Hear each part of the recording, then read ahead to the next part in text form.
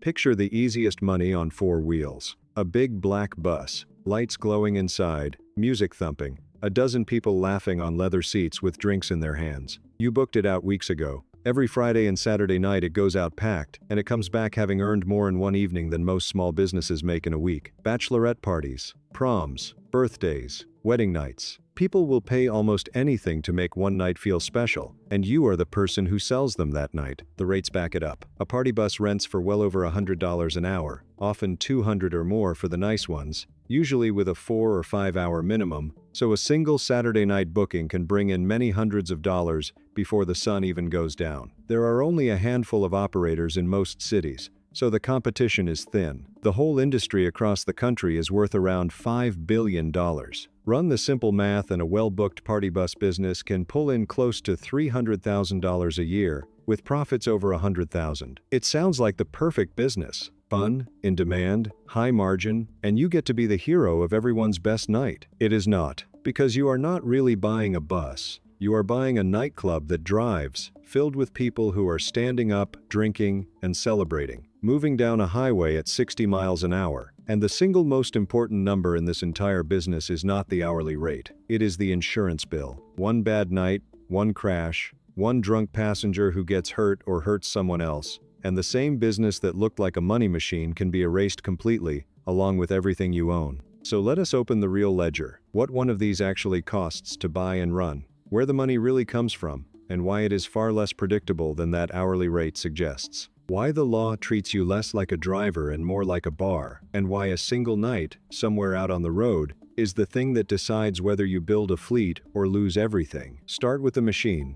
because a party bus is not one thing. It is a bus that somebody turned into a venue. At the bottom of the market, a used party bus, an older shuttle or coach that has already been converted, with a couple of bench seats and a tired sound system, can be found for somewhere between $30,000 and $100,000. That is the door most people come through. At the top, a brand new custom build, a full-sized coach stripped to the shell and rebuilt with wraparound leather seating, laser lighting, color-changing panels, a real sound system, an onboard bar, and a dance floor with a pole in the middle, can run from $150,000 well past $400,000. The conversion alone, just the interior, can cost $30,000 or more on its own, and that gives you your first real fork in the road. You can be a single bus owner-operator, running one vehicle yourself on weekends, keeping your costs low and your risk contained, or you can be a fleet operator, buying several buses, hiring drivers, and chasing the volume that makes the big revenue numbers real. The problem is that almost every cost in this business, the financing, the insurance, the licensing, the storage, keeps running whether a bus is booked solid or sitting dark in a lot. So a fleet multiplies your income on a good weekend and multiplies your bleeding on a slow one. Same idea, two very different levels of risk. Now, what actually arrives with the keys, because it is a great deal more than a vehicle. First, the licenses, and they are serious. To drive a bus that big, you need a commercial driver license with a passenger endorsement. To operate as a business that hauls people for money, you need to register as a for-hire carrier, which in most cases means a federal transportation number, and the moment you cross a state line, oversight from the Federal Motor Carrier Safety Administration. On top of that sit state and local rules, livery permits, vehicle inspections, and the alcohol laws, which change from place to place and decide whether your passengers can even bring drinks on board. Second, and this is the one that quietly runs the whole business, the insurance. Regular commercial auto insurance does not cover a party bus. In fact, many policies specifically do not apply when paying customers are inside the vehicle, which is the entire point of a party bus. You need a specialized policy, and it is a bundle: commercial auto liability for the vehicle, general liability for the business, physical damage coverage for the expensive bus itself, workers' compensation if you have drivers, and very often liquor liability, a special coverage that exists because alcohol on a moving vehicle is a legal minefield all its own. Third, you inherit a legal status most new owners have never heard of. In the eyes of the law, you are a common carrier, a business that transports the public for hire, and a common carrier is held to a higher standard of care than an ordinary driver. You are not just expected to drive safely, you are expected to protect your passengers, and when something goes wrong, the law starts from the assumption that keeping them safe was your job. Now the money. How it actually comes in? Layer by layer? Layer 1. The hourly rental, the core of everything. You rent the bus by the hour, with a driver, almost always with a minimum of 4 to 6 hours, and you charge a premium for Friday and Saturday nights when demand is highest. A nice bus at $200 an hour on a 5-hour Saturday booking is $1,000 for one evening's work. Stack 2 or 3 bookings across a weekend,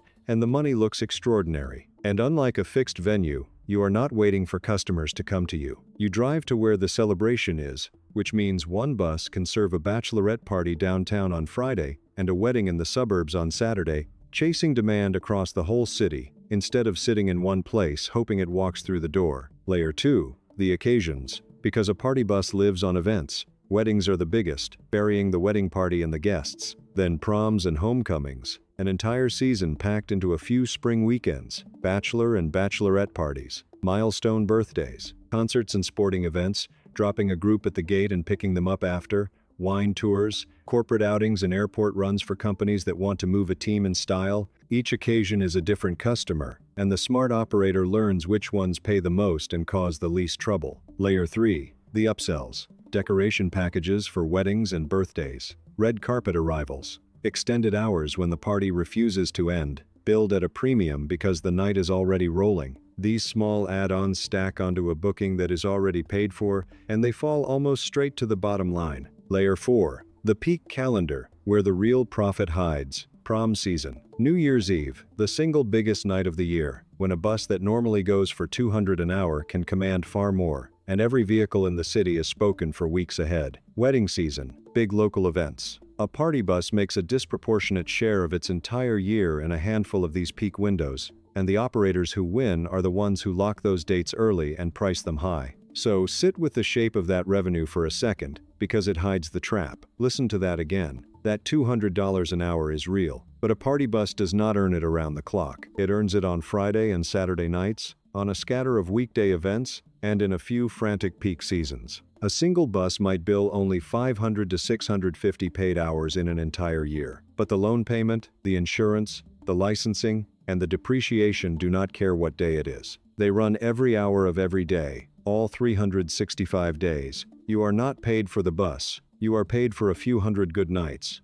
and you pay for the entire year, which is exactly why the ledger has to be watched so closely, because the costs are heavier and stranger than they look. The bus payment comes first, on a vehicle that can cost as much as a house, and it is due every month whether the bus rolls or not. Then fuel. And it is worse than a normal vehicle, because a party bus burns fuel driving its route and then sits idling for hours with the engine running to keep the lights, the sound, and the air conditioning alive while the party continues. Then the driver, who needs that commercial license, works nights and weekends, and carries the enormous responsibility of piloting a vehicle full of drinking passengers. Then maintenance, and this is a category all its own, because the bus has to look perfect for every single booking. Mechanical upkeep on a heavy vehicle, plus the constant repair of the interior, the lights, the sound system, the seats, and then the cleaning, after every ride, because a party bus takes the kind of abuse a normal vehicle never sees. Spills, broken glass, sometimes far worse.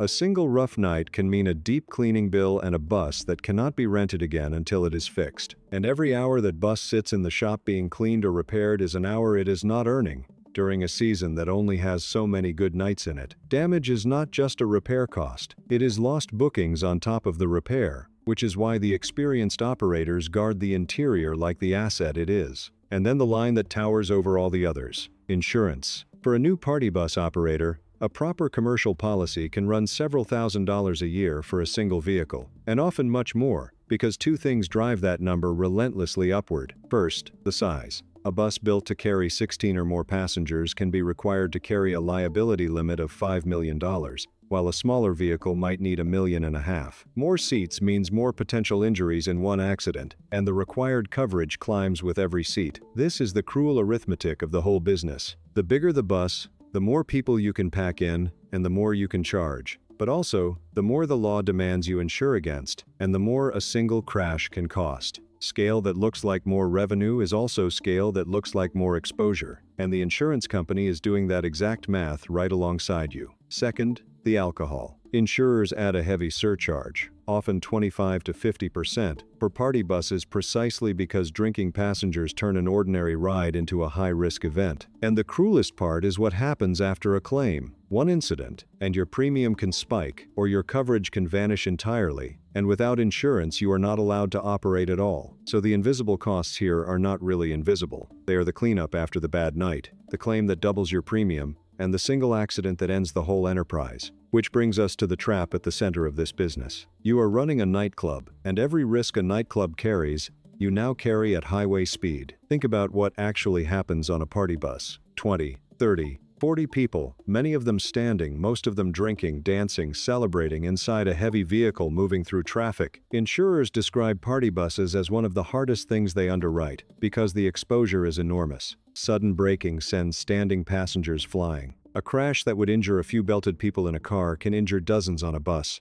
and every one of those injuries becomes a claim. And then there is the alcohol, which opens a second door to disaster. If a passenger drinks too much on your bus and then falls and is hurt, that can be your liability. If that passenger gets into a fight and injures someone, or gets off your bus and harms a stranger, the law can trace the responsibility back to you, the operator, who let the drinking happen. That is what liquor liability coverage exists for, and that is why it is not optional. And sitting behind all of it is the modern nightmare of the entire transportation industry. The catastrophic jury award, because you are a common carrier held to that higher standard, and because a serious crash produces multiple badly injured people at once, the lawsuits are enormous. Juries in transportation cases have handed down what the industry calls nuclear verdicts, awards so large they defy belief. In one recent transportation case, a jury awarded $462 million to the families of 2 people killed in a crash. In another, the family of a 16-year-old killed in a similar accident was awarded $42 million. Wrongful death cases in this world routinely run from $1 million to $10 million and beyond. Now hold that against your coverage. If you carry $1.5 million in insurance and a court awards $10 million, the difference does not disappear. It comes out of your business, your fleet, and your personal life. One night can produce a verdict larger than everything you will earn in a lifetime. So how did we get here? To a moving nightclub that is nearly impossible to insure? The answer begins, strangely, with a band that just needed to get to the next show. Go back to 1928 to Fort Smith, Arkansas, and a coach-building company named Armbruster, a local bus company, had asked them to do something odd, to take a standard vehicle and stretch it, make it longer, so it could carry more. Armbruster had never done it, but they took the challenge, and they built what may be the first stretch vehicle in the world. And it was not built for luxury. It was not built for parties. It was built for work. The first customers were big bands. In the age of swing, a famous band leader traveled with an entire orchestra, plus instruments, plus luggage, and they needed to move all of it together to the next city and the next stage. Armbruster's stretched vehicle carried the whole band in one go, and people started calling them big band buses. When the king of swing, Benny Goodman, arrived at one of his concerts in one, the image caught fire. Glenn Miller and other bandleaders followed. The long vehicle became a symbol of the famous and the successful, and by the 1930s it had spread to hotels, shuttling their guests, to funeral homes, and to Hollywood, where a stretch limousine became the way a movie star announced they had arrived. For decades it stayed a symbol of quiet, luxury, and status. And then, generations later, someone in San Francisco looked at a full-sized bus and had a different idea. Not a limousine for arriving in style, but a room on wheels for the party itself. Put in a bar, put in a dance floor, add the lights and the sound and the pole, and the party bus was born, and it swept across the country and the world. Sit with that arc for a moment. The vehicle began as sober, practical transport, built so a band could carry its gear to the gig. A century later, it had become the drunkest, loudest, most celebratory vehicle on the road. And that transformation, from working bus to rolling nightclub, is the exact reason it is now so dangerous and so hard to insure. Now the warning, and in this business it does not arrive slowly, it arrives on a single night. Almost nobody in the party bus world is ruined by a gradual decline. They are ruined in an instant. A crash on the highway, a passenger who falls, a fire, a fight, and when that night ends up in a courtroom, the operator meets the full weight of everything we have just described. The common carrier standard, which assumes their passengers' safety was their responsibility. The multiple injured people, each with their own claim, And the nuclear verdict, the award that can reach into the tens or hundreds of millions of dollars, far beyond what any small operator's policy will cover. The tragedies have been real, and they have reshaped the rules. When a limousine caught fire on a California bridge in 2013 and 5 people lost their lives, the state responded with strict new safety requirements for these vehicles, including additional exits, because it became clear that a long enclosed vehicle full of people is a serious hazard when something goes wrong.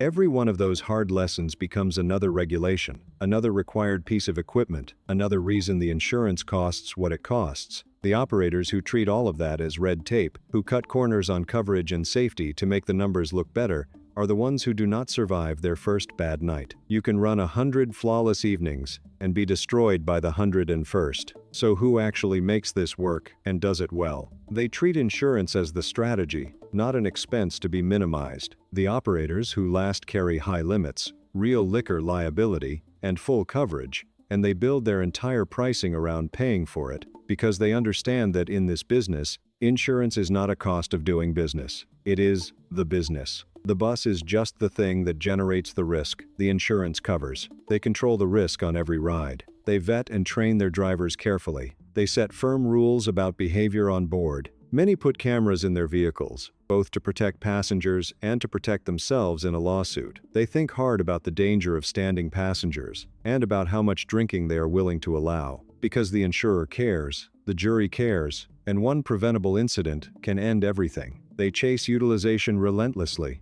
because the fixed costs never stop. They fill the dead weekdays with corporate work, airport runs, and wine tours. They lock in the peak nights, prom, New Year's Eve, wedding season, months ahead and price them high. A party bus parked on a Tuesday is pure loss, so the winners keep the calendar as full as they possibly can. They also learn to read their own city. A market full of young people, universities, and nightlife supports a very different fleet than a quiet town full of retirees. And the operators who thrive are the ones who honestly match the number of buses they own to the real demand around them, rather than buying a second and third vehicle on the strength of one good New Year's Eve. And they protect the asset that is also the product. They take damage deposits, they enforce their rules, they keep the interior spotless, because a shabby bus does not command a premium price. And the whole business depends on selling a night that feels special. The best operators, in the end, run a serious transportation and liability business that happens to be wearing a party costume. So, does it work? In the right hands, yes, absolutely. A disciplined operator with strong insurance, high utilization across weekdays, weekends, and peak seasons, careful safety practices,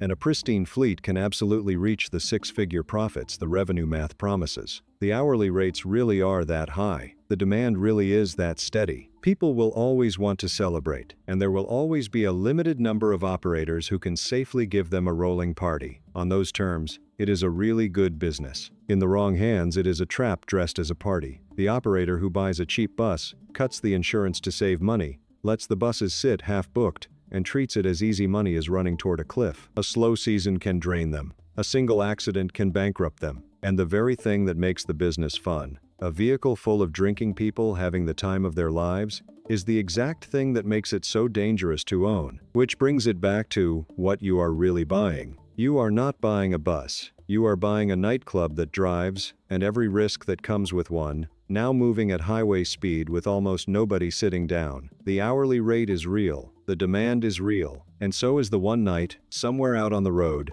that can turn the best-looking business on four wheels into a verdict bigger than everything you own. The music sells the ride. The insurance is the whole business.